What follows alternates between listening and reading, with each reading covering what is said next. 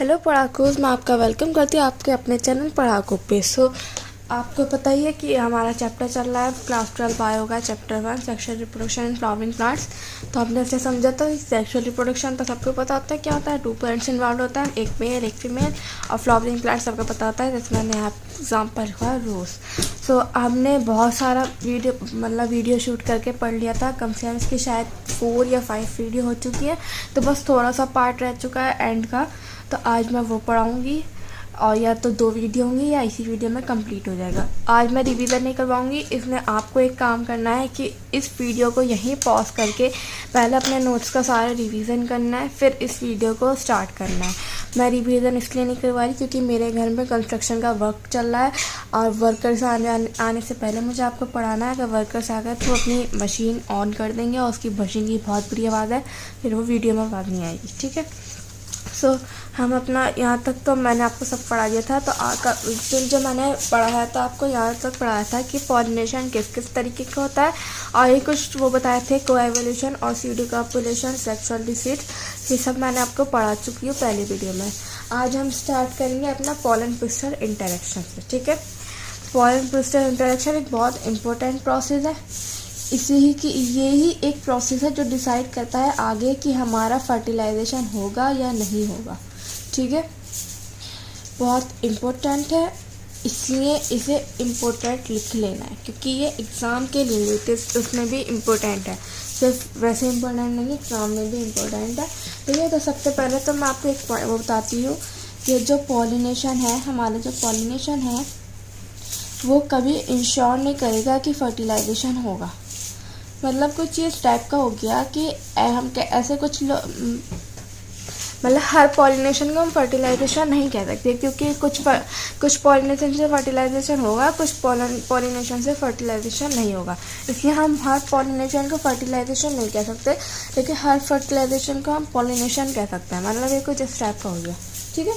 फिर हम कभी जो है ना, जैसे मैंने आपको पहले भी शायद बताया था कॉम्पैक्टिबल आना, ठीक है। कॉम्पैक्टिबल पॉलन ग्रेन्स, अगर कॉम्पैक्टिबल पॉलन ग्रेन्स होंगे तो पॉलिनेशन होगा, फर्टिलाइजेशन होगा।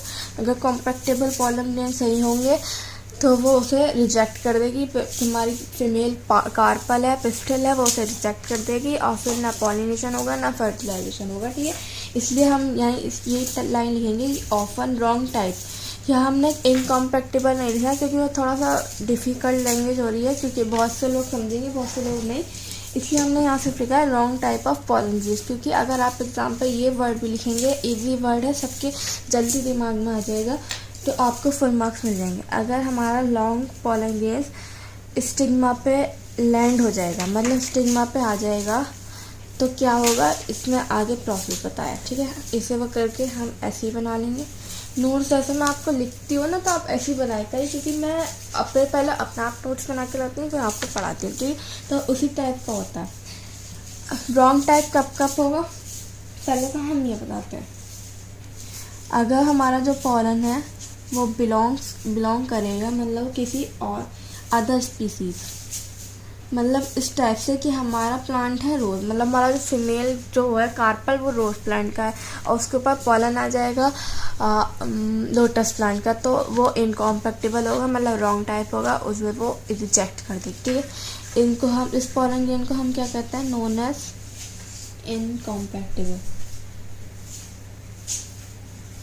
इनकॉम्पिटिबल पॉलन, ठीक है। और अगर दूसरा टाइप है हमारा जो ब्रांड रॉन्ग पॉलन का दूसरा टाइप है, इफ पॉलन इज फ्रॉम, अगर हमारा पॉलन हुआ कहाँ का, सेम प्लांट का, ठीक है। मतलब हमारा पॉलन तो सेम प्लांट का है, मतलब अगर रोज़ का है तो रोज़ का ही है, लेकिन इनकॉम्पैक्टिबल है, ठीक है। इनकॉम्पैक्टिबल, बस आगे समझ में। दोबारा बता देती हूँ, कभी कभी रॉन्ग टाइप के पॉलन ग्रेन्स भी लैंड हो जाता है स्टिग्मा पे। उसके बाद क्या होता है आगे पता चलेगा। उन पॉलन को हम क्या कहते हैं, इनकॉम्पैटिबल पॉलन। 2 टाइप के रॉन्ग पॉलन हो सकता है, एक तो पॉलन जो दूसरी स्पीसीज से बिलोंग कर रहा है, मतलब फीमेल प्लांट किसी और स्पीसीज का है और पॉलन आगे किसी और स्पीसीज का, और दूसरा है अगर पॉलन है सेम प्लांट का लेकिन इनकॉम्पैक्टिबल है, मतलब खुद ही रिजेक्ट होने वाला है, ठीक है। बस यही है। अब हम ये बताते हैं कि इस रॉन्ग पोलन का क्या होगा। ठीक है, दिस रॉन्ग पोलन, ये जो हमारा रॉन्ग पोलन है, विल बी रिजेक्टेड, मतलब ये हमारा जो है रिजेक्ट हो जाएगा। किसके द्वारा? रिजेक्टेड बाय स्टिग्मा, मतलब जिस पे ये लैंड करेगा यह हमारा पिस्टल जो फीमेल पार्ट है। ठीक है, मतलब ये जो हमारा रॉन्ग पोलन होगा ये रिजेक्ट हो जाएगा, मतलब वो हमारा स्टिग्मा या पिस्टल ऐसे लेगी नहीं, अंदर जाने नहीं देगी अपने, क्योंकि उसके ऊपर ऐसे लगा लें हमारे फीमेल पार्ट के ऊपर कवरिंग है स्टिग्मा। ठीक है, अगर उस पर सही पोलन आएगा तो स्टिग्मा खुल जाएगी, नहीं आएगा तो स्टिग्मा बंद रहेगी, अंदर जाने नहीं देगी। ठीक है, स्टिग्मा प्रोटेक्शन कवरिंग भी मान सकते हैं। ठीक है, फिर हम ये बताते हैं कि अब आपने ये तो पढ़ लिया, अब आपके दिमाग में क्वेश्चन आया होगा कि हमारी जो पिस्टल है वो इसे कैसे पता चलेगा कि हमारा जो पोलन है वो रॉन्ग टाइप का पोलन है। आया क्वेश्चन सबके दिमाग में? आना भी चाहिए। ठीक है, तो मैं बताती हूँ कैसा पता चलेगा। जो हमारी पिस्टल है उसके पास एबिलिटी होती है, पिस्टल हैज़ द एबिलिटी। किस चीज़ की एबिलिटी होती है? उसके पास एबिलिटी होती है रिकॉग्नाइज की। किस चीज़ को रिकॉग्नाइज करेगी वो? कि हमारा जो पोलन है, वेदर पोलन, हमारा जो पोलन है वो राइट टाइप का है, इज ऑफ राइट टाइप और रॉन्ग टाइप। ठीक है, मतलब कॉम्पैक्टिबल है या इनकॉम्पैक्टिबल है। हमारे पिस्टल्स के पास एबिलिटी होती है कि वो रिकॉग्नाइज कर सकती है कि हमारा जो पोलन है वो राइट टाइप का है या रॉन्ग टाइप का है। ठीक है, इस तरीके से वो पहचानती है। अब ये कैसे पहचानती है तो वो मैं बताती हूँ। जो हमारा अब इस टॉपिक पर हम आते हैं, इस टॉपिक की पहले मैं डेफिनेशन लिखती हूँ। क्या है? Chemical dialogue. समझ गए होंगे क्या मतलब है इसका? Between pollen and stigma is known as pollen pistil interaction. आया समझ में? आना भी चाहिए, अगर नहीं आया तो मैं समझा देती हूँ, कोई नहीं।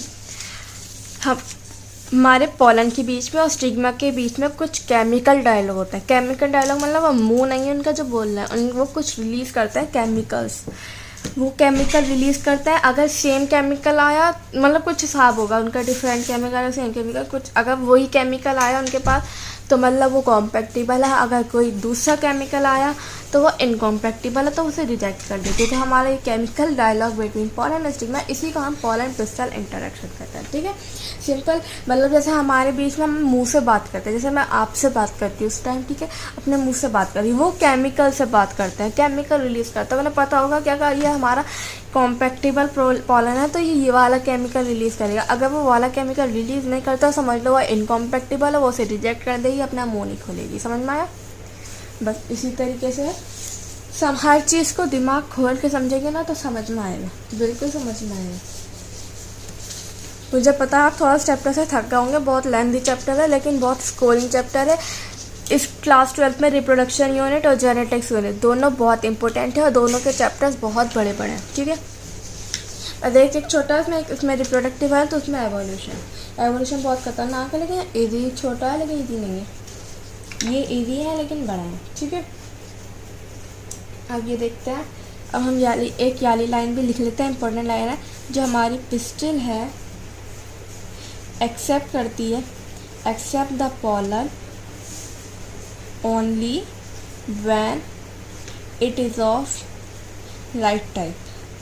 ठीक है, राइट टाइप ये आपने पढ़ लिया, कहाँ पे दोबारा के लिखवा रहे हैं, लेकिन सुनिए, that is known as compatible pollen. हम लोग का इनकॉम्पैटिबल, तो यहाँ है कॉम्पैटिबल पोलन। ठीक है, आया समझ में? अब जो हमारा ये पोलन है, ये now this pollen land on this pollen landing will be termed as, अभी मैं समझाऊंगी, पहले मुझे लिखने दें और आप भी लिखे साथ में।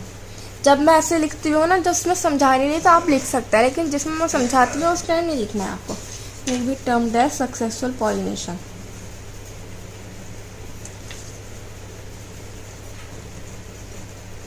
अब मैं इस लाइन का मतलब समझती हूँ, आप अपने हाथ से रोक दें। समझाती हूँ।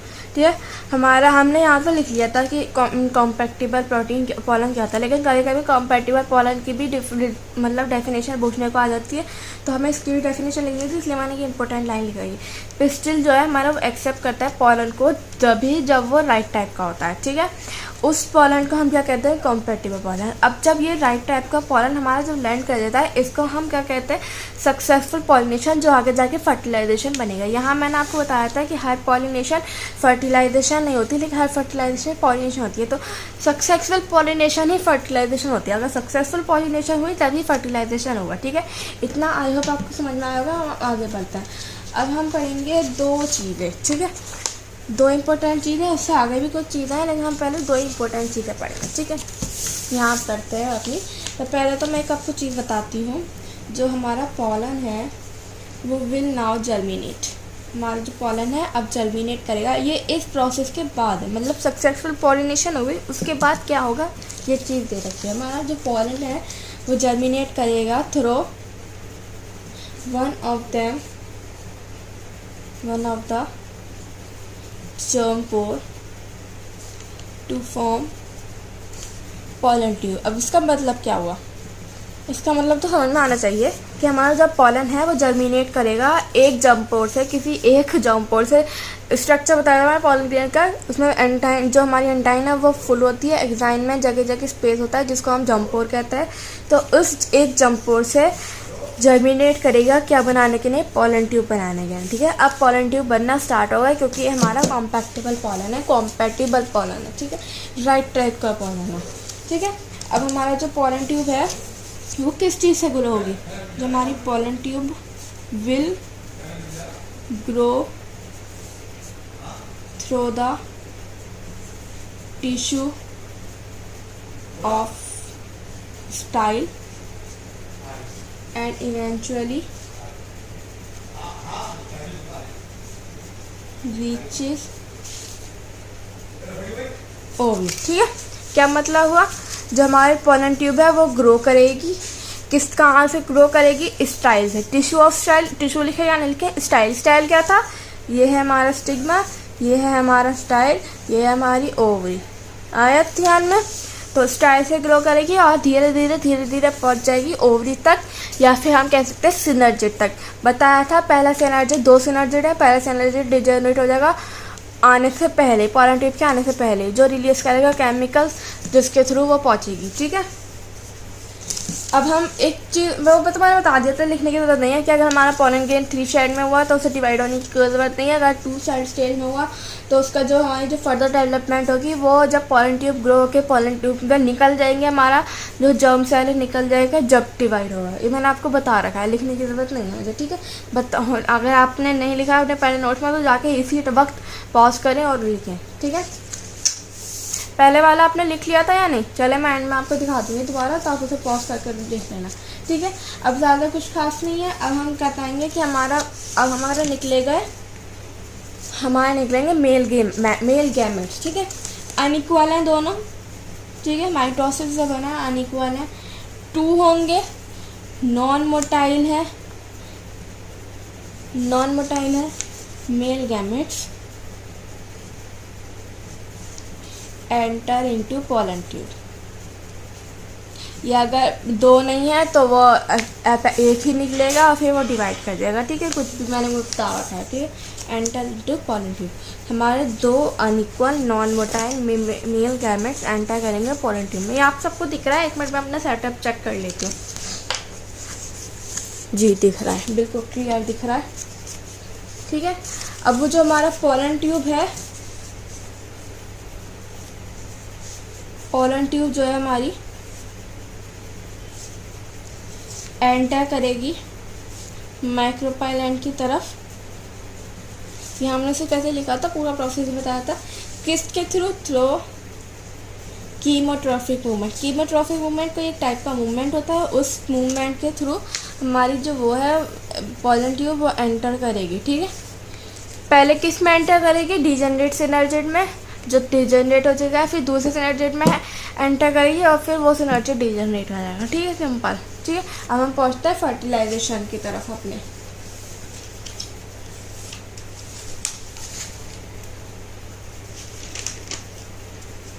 पहले मैं आपको बिफोर फर्टिलाइजेशन बताती हूँ क्या क्या रह जाएगा हमारे पास।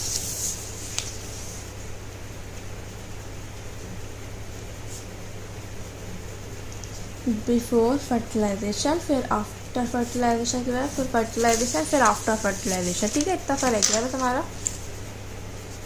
तो बिफोर पहले हमारा कैसा था, ये embryo sac, 2 polar nuclei, antipodals पता होंगे, 2 सिनर्जिड और ये एक्सेल। ठीक है, ये था हमारा सब कुछ के पहले। अब हम ऐसे देखेंगे कि क्या रह जाएगा फर्टिलाइजेशन से पहले। ये हमारे जो दोनों न्यूक्लियस हैं ये फ्यूज़ हो गए और बना लिया इन्होंने secondary nucleus which is 2n। ठीक है, फ्यूज़ होने के बाद एक रह गया हमारा एक्सेल, सिनर्जिड्स रीजनरेट होगा, एंटीपोडल्स रीजनरेट होगा। ठीक है, बस इतनी सी चीज़ है कि ये है n हमारा। अब हम बढ़ेंगे फर्टिलाइजेशन प्रोसेस पे। हमारे इसमें फर्टिलाइजेशन कैसा हुआ है सबको पता होगा, 6th क्लास से पढ़ा है। कौन सा फर्टिलाइजेशन है, डबल फर्टिलाइजेशन। डबल फर्टिलाइजेशन क्यों, क्योंकि 2 बार फर्टिलाइजेशन हुआ है। क्या क्या हुआ है बताते हैं। ठीक है, पहले मैं आपको एक स्ट्रक्चर दिखाती हूँ जिससे आपको थोड़ा सा और अच्छे से समझ में आएगा। ये है हमारा सेकेंडरी न्यूक्लियस, ये है हमारा एग एन और ये 2n। ठीक है, प्लस ये सेंट्रल सेल। ठीक है, यह आई हमारी पोलन ट्यूब, एक छोटा मेल गैमेट एक बड़ा मेल गैमेट जो कि अनइक्वल है। ठीक है, छोटा मेल गैमेट जाएगा हमारा इसके पास, बड़ा मेल गैमेट जाएगा इसके पास और फ्यूज़ हो जाएगा। ठीक है, अब हम ये किस्म सिर्फ ओनली एंजियोस्पर्म में होती है, क्योंकि हम क्या पढ़ रहे हैं एंजियोस्पर्म्स के बारे में। 4 वीडियो में बता चुकी हूँ, याद होना चाहिए, अब पढ़ना है ना, वरना बहुत गलत बात है। Male gamete plus secondary nucleus, ये n है, ये 2n है। बताइए क्या बना, प्राइमरी एंडोस्पर्म न्यूक्लियस या फिर प्राइमरी एंडोस्पर्म सेल। हम न्यूक्लियस लिखेंगे क्योंकि हमने न्यूक्लियस को फ्यूज़ करवाया है, which is 3n, 2n plus n 3n। ठीक है, फिर दूसरा मेल गैमेट n प्लस हमारा egg cell which is also n, and क्या बनाया, zygote which convert into seed which is 2n, n plus n 2n, and it convert into endosperm। Okay, समझ में आया। अब हम आफ्टर फर्टिलाइजेशन की process पढ़ेंगे। आफ्टर फर्टिलाइजेशन क्या क्या होगा, पहले वीडियो देख लेते हैं कितनी बड़ी हो गई है। अभी 18 मिनट की हुई है, थोड़ा सा और पढ़ते हैं। ठीक है, फिर सारे नोट्स मैं आपको एक साथ दिखा के पॉज करवा के नोट करवा दूँगी। अभी कुछ नोट्स नहीं करें। ठीक है, पहले तो बता देती हूँ किससे क्या बनेगा आफ्टर फर्टिलाइजेशन, या हम लिखेंगे इसे पोस्ट फर्टिलाइजेशन। सिर्फ अभी आपको समझना है, नोट्स आपको बाद में मैं खुद सही से दिखा के पॉज करवा के नोट करवाऊँगी। ओके, 3 बार बोल चुकी हूँ पहली बात। अगर अब आपने पीछ पे लिखा और आपको समझ में नहीं आया तो उसमें मैं कुछ नहीं कर सकती हूँ, सब आपकी मिस्टेक है। ठीक है, जो हमारा ज़ाइगोट है वो कन्वर्ट होगा इसमें एम्ब्रियो में।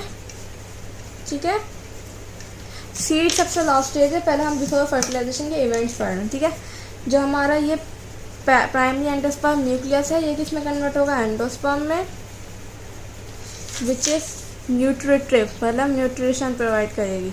ठीक है, फिर जो हमारा ओव्यूल है वो सीड में, और जो हमारा ओवरी है वो फ्रूट में। आया समझ में। अब क्या क्या होगा कैसे होगा वो बताता है अपनी नेक्स्ट पे। ठीक है, या वहीं बता देते हैं, जान लीजिए। अपनी इतनी शीट वेस्ट नहीं करते हैं, पेपर को वेस्ट नहीं करते हैं। पेपर बहुत इम्पोर्टेंट है, ट्री से बनते हैं, ट्री को नो वेस्टेज। ये हमने लिखी लाइन। अब यहाँ बताते हैं हम अपना, पहले हम पढ़ेंगे एंडोस्पर्म। एंडोस्पर्म कैसे होता है, क्या होता है। ये 3n है, न्यूट्रिशन प्रोवाइड करता है, न्यूट्रिशन प्रोवाइड टू सीड्स, हमारे सीड को न्यूट्रिशन प्रोवाइड करता है न्यूट्रिटिव सेल। ठीक है, 2 टाइप के होते हैं, कौन कौन से बताइए। Free nuclear, good, and cellular, good. दो टाइप के हो गए, फ्री न्यूक्लियर, सेलुलर। कैसे होता है? ये हमारा primary endosperm cell, short form में लिख रही हूँ, सबको पता है, यहाँ लिख देती हूँ मैं, प्राइमरी एंडोस्पर्म न्यूक्लियस या प्राइमरी एंडोस्पर्म सेल, ठीक है। प्राइमरी एंडोस्पर्म सेल माइटोसिस हुई, दो न्यूक्लियस बन गए, फिर माइटोसिस हुई, चार न्यूक्लियस बन गए, फिर माइटोसिस हुई, 8 न्यूक्लियस बन गए, मैनी माइटोसिस हुई, फिर हुई हमारी साइटोकाइनेसिस। मतलब ये कौन सा है, आप बताएं कौन सा है ये, बताएं। पढ़ा चुकी हूँ मैं, कोई ऐसा नहीं है नहीं पढ़ाया मैंने, इसलिए मैंने यहाँ समझाया भी नहीं सही से। फ्री न्यूक्लियर माइटोटिक डिवीज़न कहाँ पढ़ाया था मैंने, आपको याद करें, कहाँ पढ़ाया था? जब हम अपना क्या बना रहे थे, एग सेल एम्ब्रियो बना रहे थे। क्या बना रहे थे? एम्ब्रियो के प्रोसेस में, मतलब मेगास्पोरोजेनेसिस में हमने फ्री न्यूक्लियर माइटोटिक डिवीज़न पढ़ी थी। उसमें क्या होता है कि कार्योकाइनेसिस मतलब न्यूक्लियस डिवाइड होता रहता है, सबसे एंड में हमारा साइटोकाइनेसिस मतलब सेल डिवाइड होता है। आया याद या नहीं आया? आया ना आया? यहाँ लिखा है फ्री न्यूक्लियर, इसलिए मैंने इसे ज़्यादा नहीं समझाया क्योंकि मुझे पता है, मैं समझा चुकी हूँ, आपको पता होना चाहिए। फ्री न्यूक्लियर माइटोटिक डिवीज़न ही है यहाँ पे। इसके एग्जाम्पल में क्या लिखना है, सिर्फ हमें लिखना है मोस्ट कॉमन, मतलब जो भी चीज़ आपको याद आए उसमें ये, इसे एक्सेप्ट जो हम इसमें बताएंगे, ठीक है। तो मोस्ट कॉमन यही होती है, हर चीज़ में फ्री न्यूक्लियर होती है। एग्जाम्पल बहुत एक इम्पोर्टेंट अभी बताऊँगी मैं आपको, ठीक है। अब हमारा है सेलुलर। सेलुलर क्या होता है, बताएं। हाँ, पहले मैं डायग्राम ड्रॉ करती हूँ तो आप सोचें। मैंने बताने की, मैंने समझाने क्यों, आपको ही समझाना है।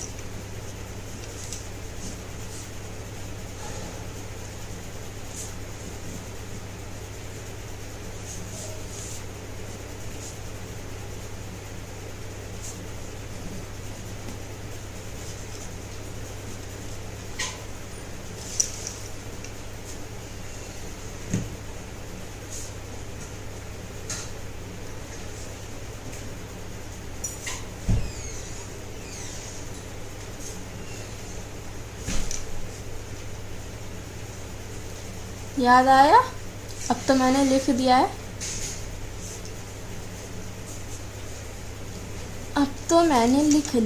अब तो सबको याद आ गया होगा, जैसे याद आया भी नहीं होगा, है ना।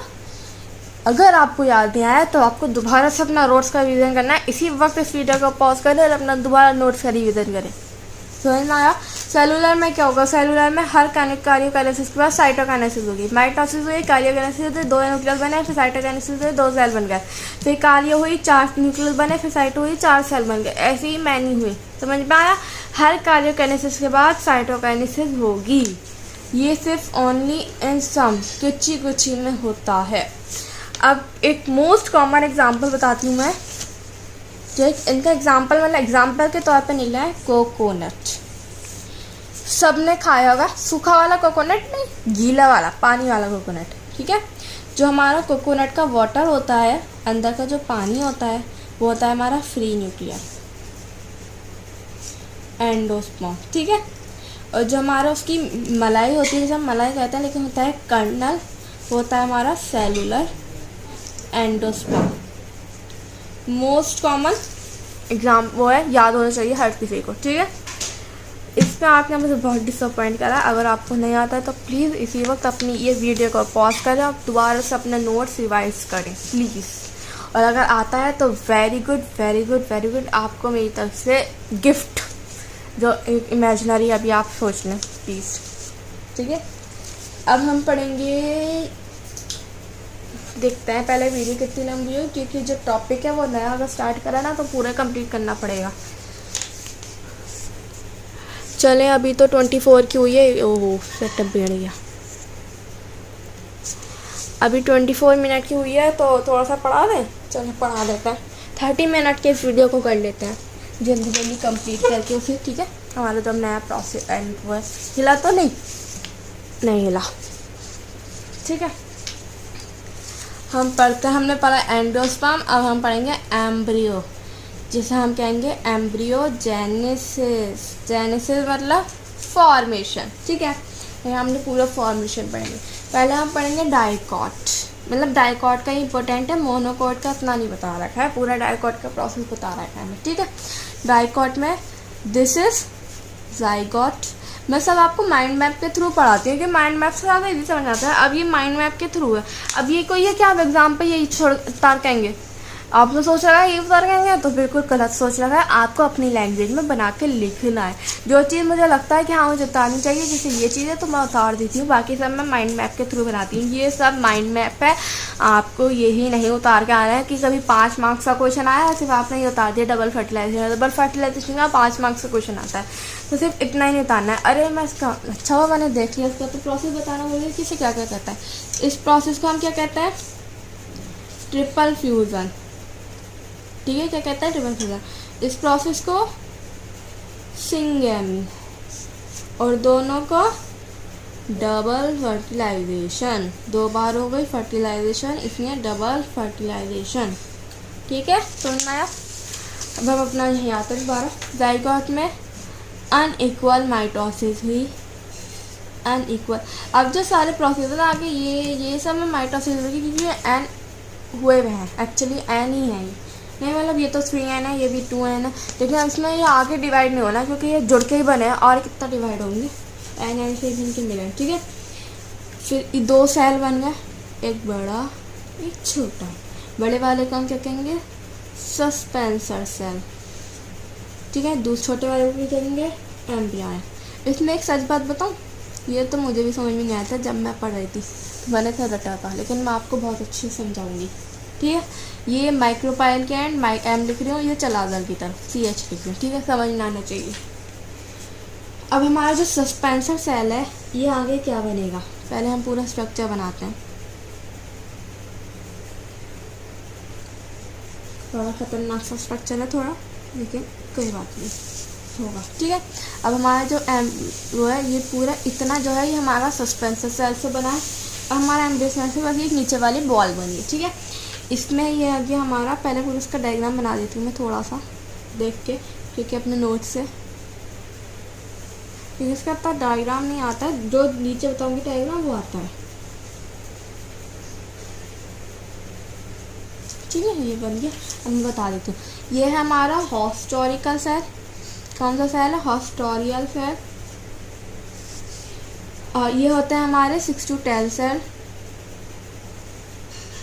6 to 10 सेल। इन्हें कहते हैं हम, एक को कहते हैं हम हाइपोफिजिस, हाइपोफिजिस, जो हमारे रूट कैप और रेडिकल में आगे कन्वर्ट हो जाता है, या मतलब हमारा ग्रो कर देता है रूट कैप को रेडिकल में, ठीक है। इतना हो गया। ये होता है हमारा 8 सेल, ठीक है, 8 सेल।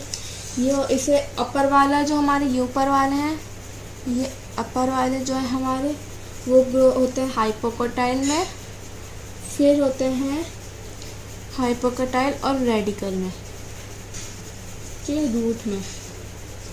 और जो हमारे ये लोअर होते हैं, लोअर ये होते हैं एपिकोटाइल, प्लूम्यूल एंड कॉटिलेडन। बहुत वो है ये, थोड़ा सा बहुत दिमाग से ऊपर को जाने वाला है, लेकिन याद करना पड़ेगा, इतना इम्पोर्टेंट नहीं है लेकिन आना चाहिए, ठीक है।